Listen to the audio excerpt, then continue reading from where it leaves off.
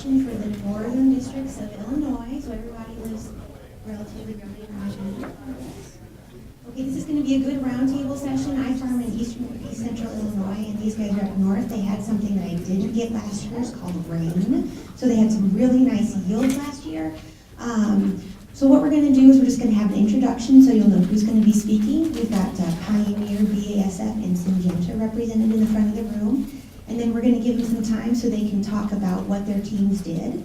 And then let's open it up to questions, and you can just ask whatever you need to ask and learn about the challenge and see what they did. So if we could start, Jeff.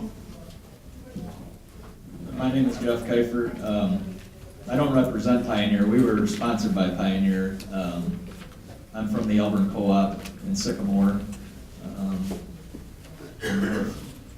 And this is our second year. Did you want me to go ahead with my whole thing or just the introduction? Okay. I brought a couple slides with talking about what our group did this year.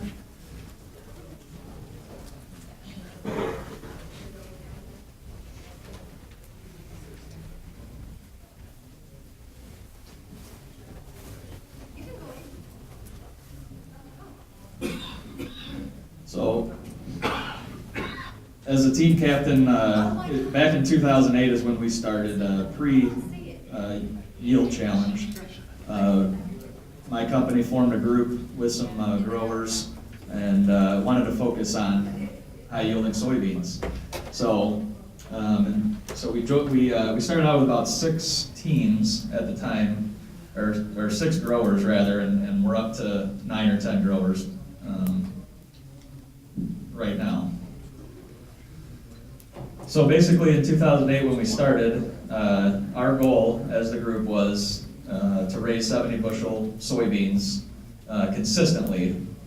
And we're going to do that by these points: selecting high-yielding soybean varieties, planting early, maintaining good fertility, keeping plots weed-free, disease-free, insect-free, and adding products that have return on investment potential.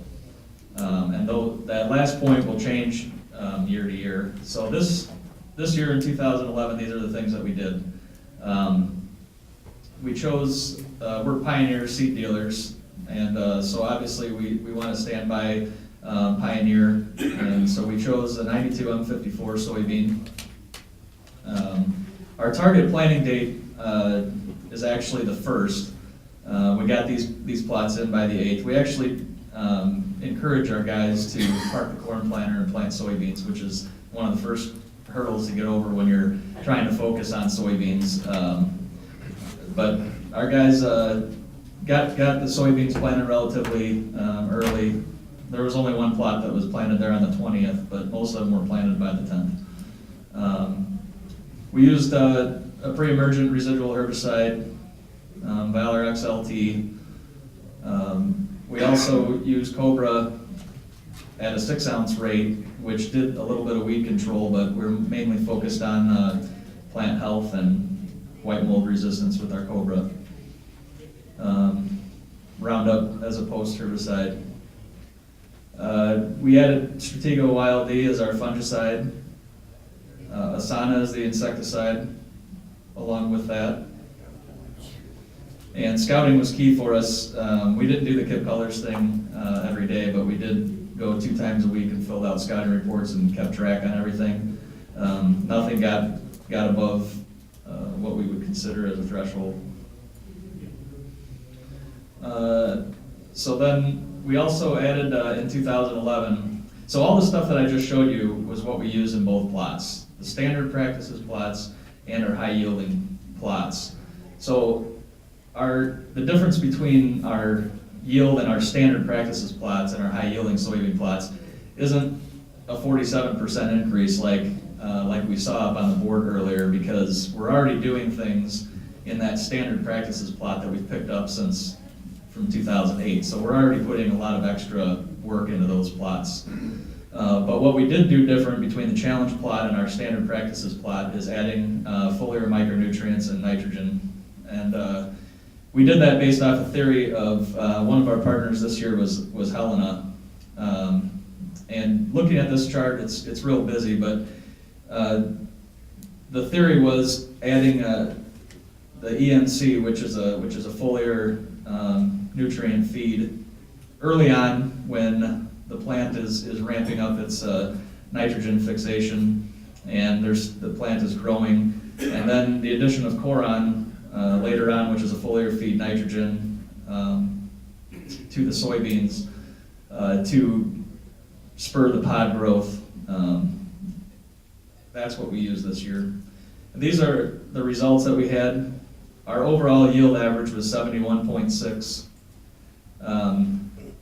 The benefit to the foliar micronutrients and the nitrogen was 4.6 bushels the acre, and the range was 3 to 9.4. We had 9 plots that we ended up getting results for. The cost of the additional products and the additional application was $28.60. So our net return at $12 soybeans was $26.60 the acre. And what's interesting to note is in the 4 years that we've had these high yielding plots, this was the first year that our addition of something extra, every single plot netted us a return on our investment. So even at the 3.1 bushels per acre, which was the lowest increase that we got, it still paid for the additional products and got you an extra $12 or $13 the acre. This is the last slide that I have. This is kind of how our, this is what 2008 results through this past year of how our group has performed. The red line is our average, and the blue line is the highest yielding member of our team. So this year we had an 84.5 bushel plot that we harvested and looked at there. The obvious thing about this chart is that we're starting to level off, but we're leveling off at the 70 bushel range, which is what our group's initial goal was anyway. So that's all I have.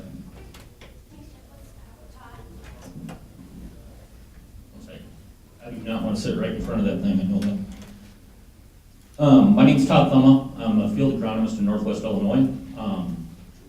My team has won the soybean yield challenge the last 2 years in that district now. Thank you for the guys that are here on my team.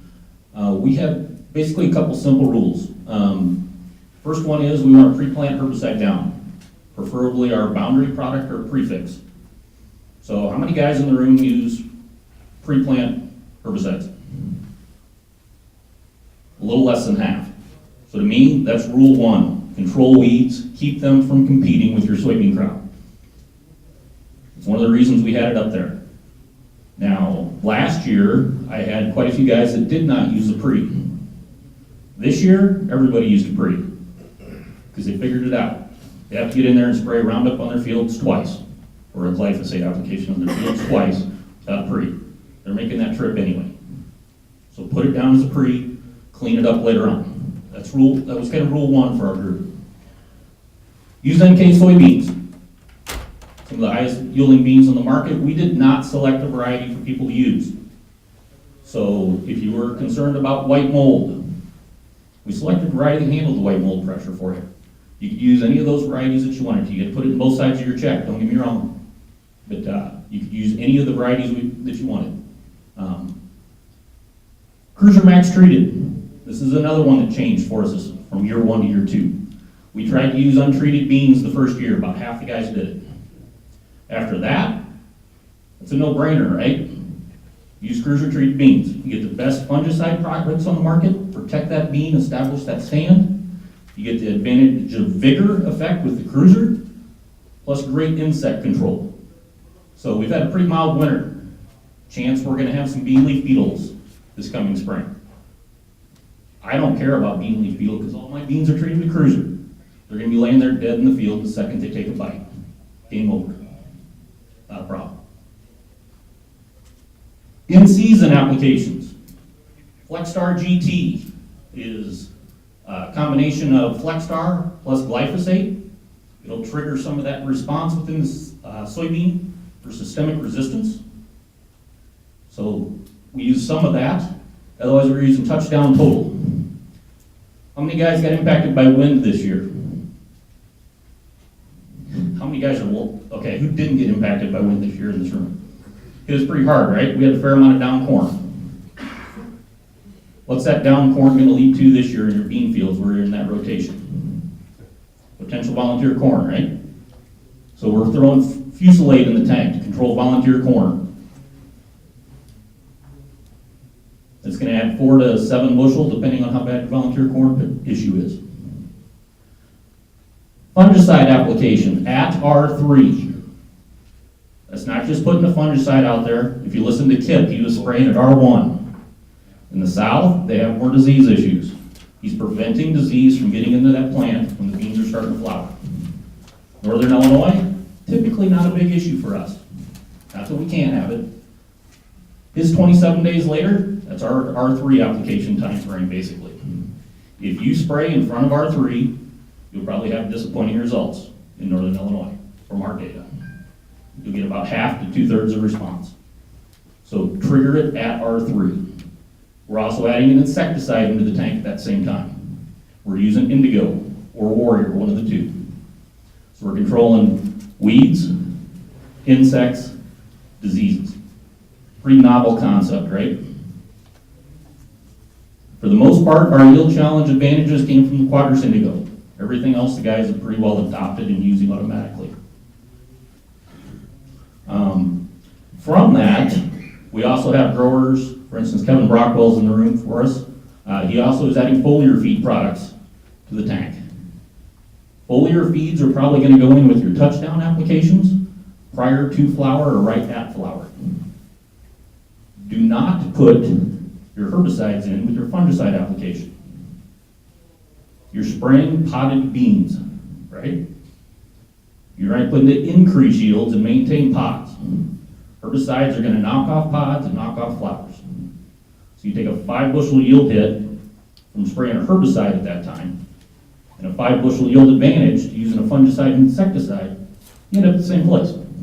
It's not where you want to be. With that, we'll turn it over to the next guy. My name is Gary Baumhart. I live right here in Bloomington, and I've represented and worked with several teams in the central and some of the northern area. And kind of my presentation is going to come a little more from the organization standpoint side of it a little bit. Who sponsors these teams? Well, some of us are chemical companies, seed companies, and whatever. And you're wondering, well, about your soybean checkoff dollars? A lot of us go into this. Well, what sponsors we pay? I think it's $1,200 a team. So we pay $1,200 to sponsor a team. So that's where some of the costs that come from it is not from your checkoff dollars, but from the sponsors. A lot of the farmers, usually they're paying for their own inputs. In some cases, maybe working with someone who pays some of their inputs, but generally, and we keep it on a small acreage, and that's the reason why, small acreage, you're spending a little more money, but you're finding out some things. So in general, most farmers pay for their own expenses on that. So then let's look where the teams kind of develop, and maybe you're thinking about being on a team that you'd like to be. Are all of these team members just the top producing soybeans in the area? Well, I'd say no. And some of them we have, it's kind of a mixture in most of the teams I've worked with. And some of them are already growing exceptionally high soybean yields. And then mixed with that, there's some that are just around the county average or maybe below the county average. So the teams usually end up being a mixture of farmers. So you don't need to think, well, just because you're not growing high yield soybeans, and you can't be on a team, because yes, the teams are a mixture. And really, if you're a lower soybean producer, you really have an advantage this year, because they went by percent yield increase rather than the bushels. So if you started at 45 and went to 55, you can see your percent you went up was a lot more than someone that went from 65 to 75, because they went on a percentage basis. So then where's the teams kind of come from? Well, a lot of times they're a chemical representative.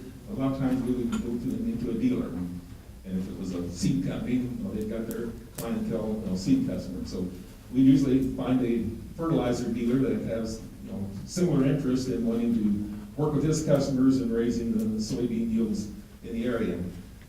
And sometimes that might be at one dealership. And we have some teams that are just at one dealership, and then they would go out and solicit you know, we get to have a minimum of 5, but most of the time we're more in that 7 to 10 farmers, and most of the time closer to the 10.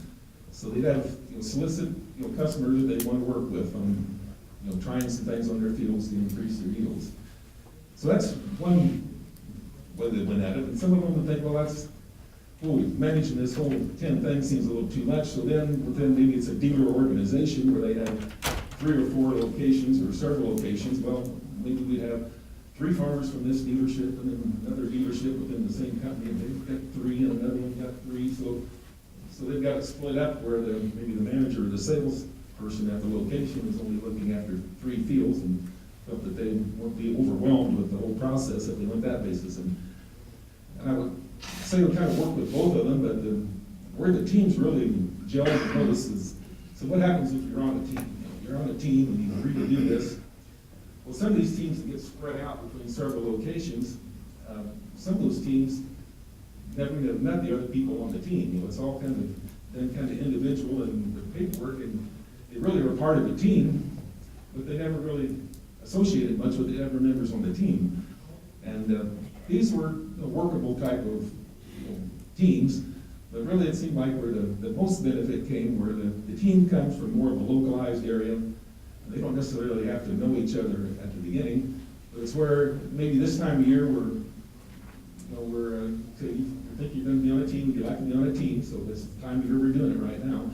So let's get together before we plant and have a little pre-meeting where we get the team together, and like BASF, we were similar to Syngenta, that we're sponsoring the team, and we'd like to see headline go on that field. And really, we just kind of left it at that. You know, we wanted the farmers to have their own ideas and their own inputs in it, so we didn't want to push too hard, but we wanted headline to go on in the field. So that's probably the main stipulation we had. We wanted to control weeds early and all that. I guess that was important too, but that's their decision, our concept of it. So having a little pre-meeting where you get these guys together and get to know each other, we had a chance to get to know each other and, you know, share some ideas, and that's maybe the first meeting.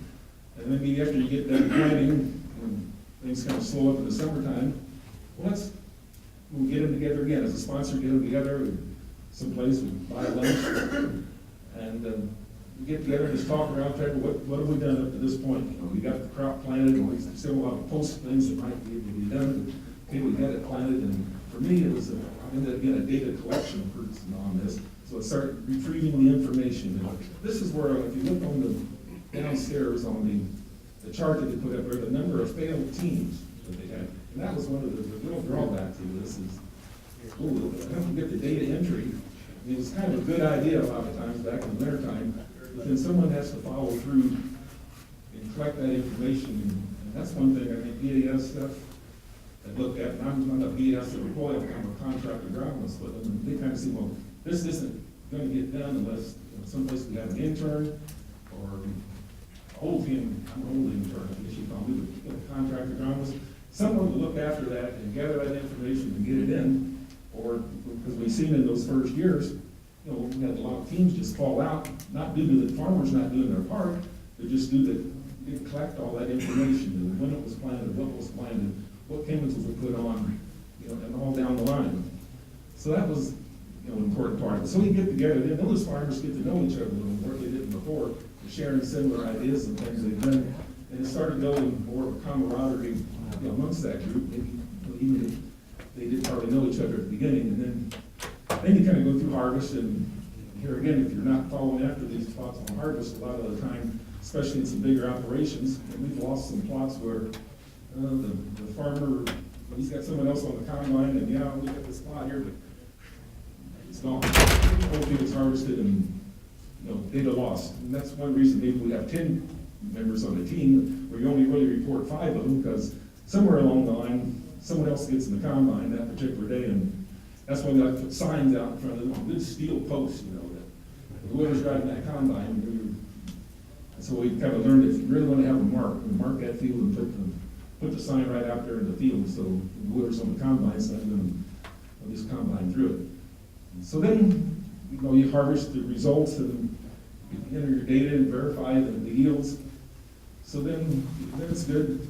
we get to Thanksgiving and things are about done. So then maybe meet with that group again. And at that session, we all meet together and kind of share yield results and talk amongst the group. What worked and what didn't work, and whether we want to do it again the next year, or if there was some changes in team members. But so that's the way it went. I entered into Linda, she gets them in, and it goes from there. So that's my rambling on. I just want to give you a perspective of how this kind of works, But any questions on that side? So if you're sitting out somewhere and you want to be on a team, they can probably match you up with a team that may not be real locally, but maybe get on a team that's a little farther distance away possibly. On the website, how many folks have visited the website, soyyieldchallenge.com? Yes, we've got 5 people who've looked very good. We have a matching service on there. If you just got some interest that you maybe want to be on a team next year, we can help you find a team that you can be on in your local area. As Gary mentioned, a lot of the teams, they do form that relationship. I think, Jeff, you have meetings throughout the growing season where you get together and talk with your teams. That seems to really be the most successful. The successful teams, they meet once a month, they meet twice a month, they go over what's going on in my field, how's stuff looking, what do you think we should be doing. And I think that's a benefit that you can get from being on a yield challenge team, is you can talk with individuals in your area. If you don't get up at 5 in the morning to go to the coffee shop and get your information that way, you can be on a team and share that way. How many of you are interested in being a team in 2012? Okay, we've got a couple people, that's great. What kinds of things are you wanting to try on your farm? Shout it out. Foliar feeding, okay.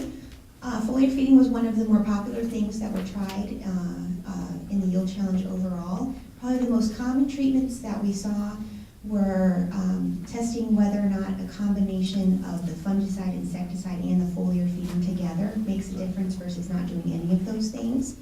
And so when you're on a yield challenge team, you don't have to do the same things everybody else on your team, nor do you have to put the kitchen sink on your field. It's kind of hard to tease out what is really making the difference when you're seeing that yield change.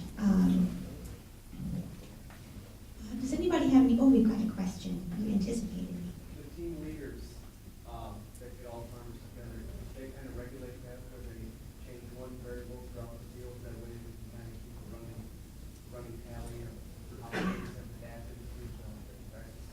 Okay, so the question is, when a team is formed, does the team captain kind of regulate who's testing what and over time, so they can see the different effects of a given product? Let's ask some of the team captains. Yeah, what we do is, and we're already all set for 2012 also, but what we do is get together early and we basically just have a brainstorming session with all the team members and just put a whole bunch of ideas up on the whiteboard of things that they want to try. And then we kind of do some research and find out how many of these things have been tried before, is there anything we can throw out, and definitely amongst our team, we narrow it down to one variable that we're going to test per year.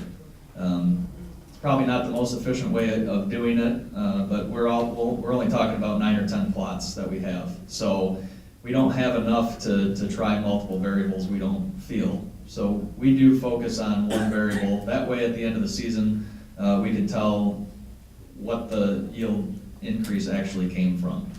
So in 2008, it was something different than 2009. If it worked, we carried along with. That's why we progressed to the point where we're adding more things into our normal practices plot now than just plant them and spray them twice and call it a day. We're putting fungicide on everything. We're putting seed treatments on everything, full bore seed treatment. We're spraying that Cobra on there. The one year that we had tested Cobra was in 2009 when we had a really bad white mold season, and we actually had one field that was 25 bushel increase by having that 6 ounces of Cobra on there, and it was right to the line where we sprayed it, where we tested against it, and so we've carried that forward now in all of our soybeans. And as a company, we've sold, using that information, we've been able to sell Cobra on thousands of acres after we published our results. So, we've got, I don't have all the results with you. I wish I could show you a picture. One of our team members is a pilot, and he flies and takes pictures also. And so we're able to evaluate those things through photographs and that too. Question in the back. When you started your program and stuff, did you start with a pre-emerge at the beginning, or? We actually did, because we talked about what are the real basics for good soybeans. And that was one of the most basic things that we wanted to go back to. There was already some problems on specific weeds with Roundup resistance. And so we actually did. We've changed that herbicide from time to time to test different ones. What we found is that it really doesn't matter which one you use as long as you're using one. We have never had since 2008, but before, where we've used a residual herbicide, we've never had weeds as one of our problems that was yield limiting. Yes? What would you say that farmers in Illinois, Iowa, whatever, percentage-wise that don't use a pre-emerge?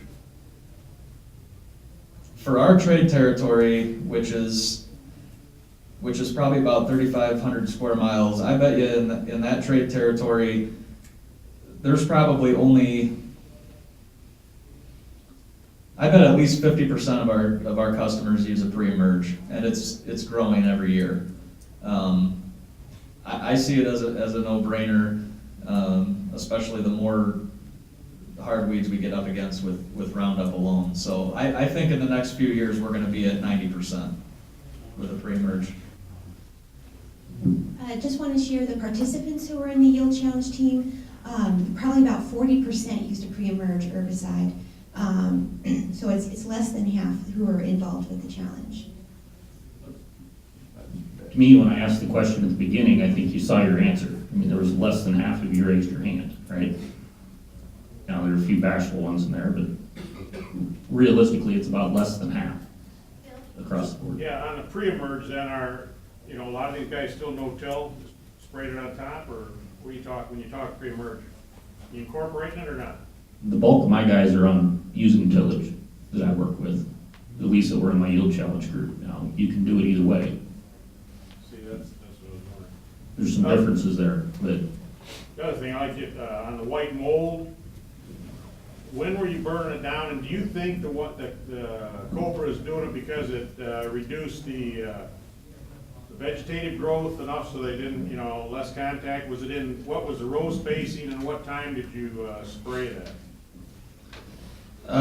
We put I did take that as a note. The Cobra was sprayed around a V6 to R1 application. The key to that is that it has to be there before the Cobra, or before the Cobra has to be down before the white mold is there. It's not a curative type of thing. It was discovered by accident that Cobra did this to the plant. So I don't know the details of the actual mechanism. It's a plant health issue. The Cobra has nothing to do with killing the spores or anything like that. It's a plant health issue. Yeah. I was wondering what your variable is that you're testing this year. What we're going to test this year has to do with fungicide. That's about all I'm going to say about that right now. The fungicides you're using, I was wondering if we talk a lot about headline, is there anything else that we're trying that is successful or not? And it's the same way with foliar feeding. I mean, basically, I think the foliar feeding that we did this year, we had a good enough yield increase that we're going to go ahead and continue that. I can't say for sure that we're going to keep using the same exact product, but we're definitely going to keep a foliar feed fertilizer in our plots from here forth. I think that's a strong part As far as the fungicide goes, we have had, our first year, I think we tested a fungicide, and there were plots that actually yielded less where we put the fungicide. So I'm actually not sold on it 100% of the time, and but the years that we have disease, if you didn't have a fungicide on there, it's gonna cost you for sure. So we see it more as an insurance type of a thing. Did you always or never throw in insecticide at the same time you fungicide? We very strongly believe that we only put an insecticide in when it's necessary. We're a heavily, we believe that scouting is the key to that. That's kind of our company motto. If there's something there that needs to be killed, then we'll put the insecticide in with it. What about the synergistic effect of insecticide and fungicide? We might be testing that this year. I think if you look at the group up here, I mean, you've got Headline, our product is Quadris, they use Stratego, so if you notice, they're all strobillarians. That's where we're getting that plant health benefit in soybeans, along with disease control. So there's a reason we're picking those fungicides at the end of the day to work and do their job. So it's partially disease control, or a big chunk of it's disease control, but a lot of it's plant health also, that you can be impacted at that same time. Are any of you guys working south of 80? I cover south of 80 as well. Do you have plots south of 80 though? Yes. Yep. My winning team was farther north where we had more rain, but yes. I was wondering if you learned anything from your various farmers by sitting down and looking at basic soil tests first, if there were any combinations that were obviously lacking in your lower yield fields or not. Did you learn anything just basically from that, where your high yields were coming from?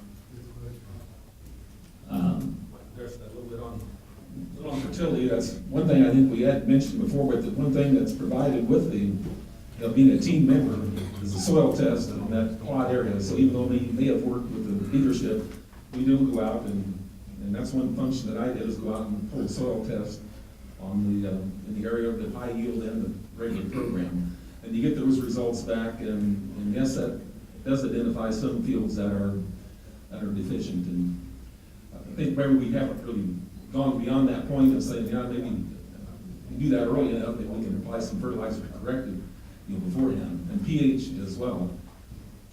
But, usually I think one trend in fertilizer, though, that we see from team members is that going more with the practice of fertilizing rather than every other year, which a lot of them were doing, the fertilizing every year, putting that couple 100 pounds of potash and maybe just a little phosphorus on the head of the beans, and then going heavier on your phosphorus and a little lighter on the potash head of the corn. So I think that trend is out there. Another trend that we saw in the teams is this planting earlier. I think that's the one that goes along with it. A lot of the guys are seeing that they could see some yield increases, especially a year ago, and this year both. A lot of them wanted to get out there in April, and I think we're seeing a trend even in some of the areas, the guys maybe getting a second planter or something so that we can move the soybean planting up a little bit. So it's beyond what you asked there, but that's. What was your max and learned anything from that? Like, the soybeans actually yield a lot more from a pH of 6.5 and 7 versus, 6 to 6.5, or different things that, some basic things that we supposedly know by the book, but isn't always proven that way when you get your yield monitor and start looking at things. I guess to me, that's going a little beyond what this program does specifically. And the reason I say that is it's only been going on for 2 years. I mean, if your pH was way out of line, odds are you're gonna fix the whole thing and not just half, leave your check strip where you don't manage very well. Don't get me wrong, you can win the contest if you do that at the end of the day, right?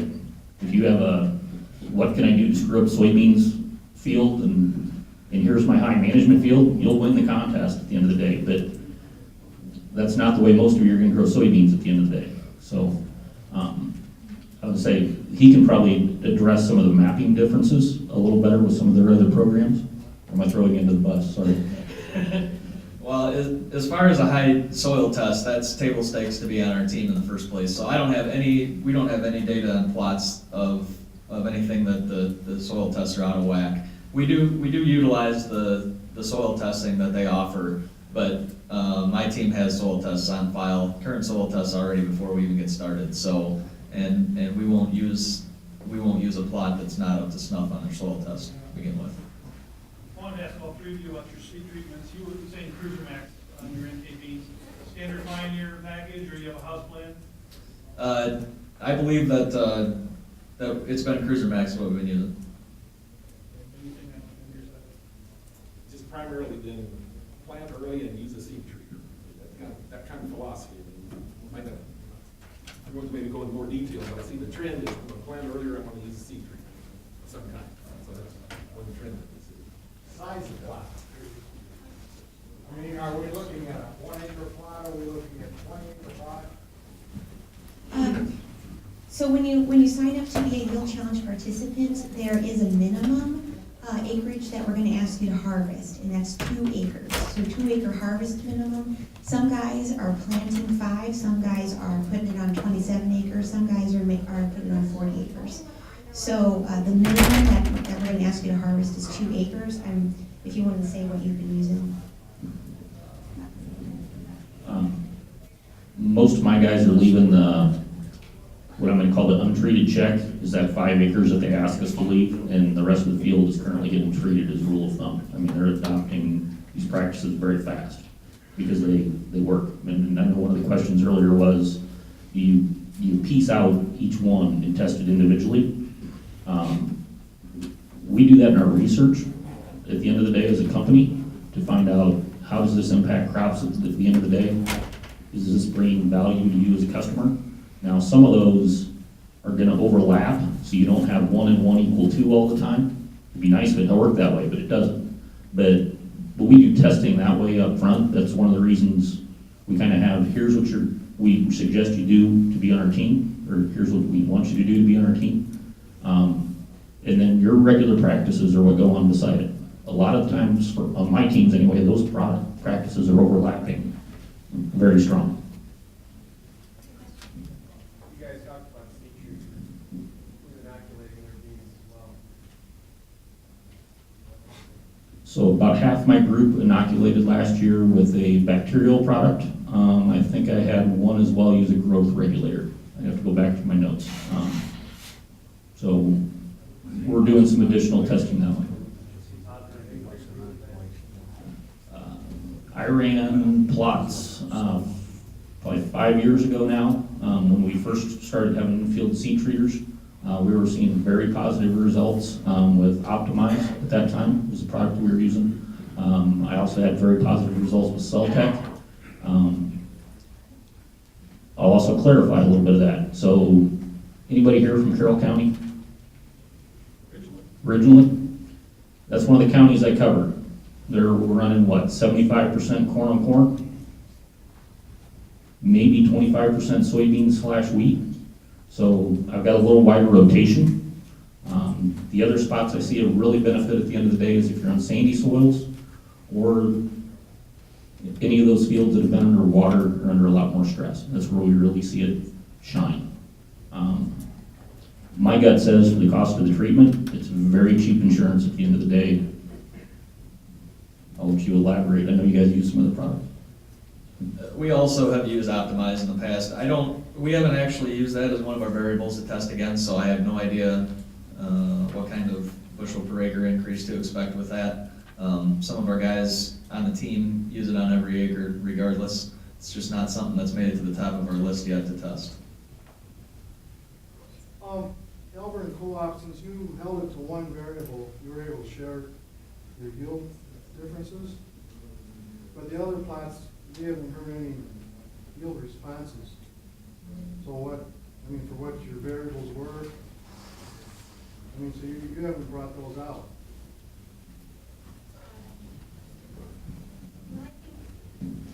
Todd mentioned that he puts the herbicide on the pre, he does a fungicide, and he does an insecticide. And the difference between your challenge and your high but in your standard practices, was it the fungicide and the insecticide, or? Both of those, fungicide, insecticide, we were just under 5 bushel per advantage on that team between the width and the. Yeah, Todd's team had an average of a 7% increase.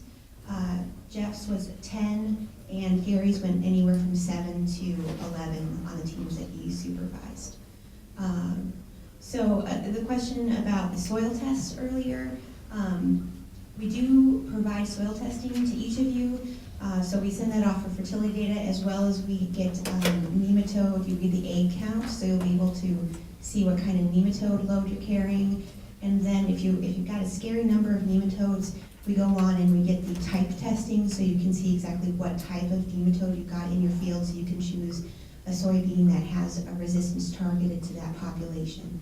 The question? Yeah, have any of your teams looked at trying to increase branching like Skip talks about, or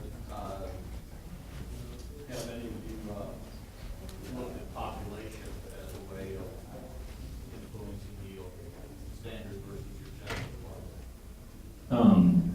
Increasing branching, I have not tried doing any of that with any of our plots at this point in time. I do not have the height issues that Kip has with beans as a rule of thumb, unless I'm on heavily manured or bottom ground.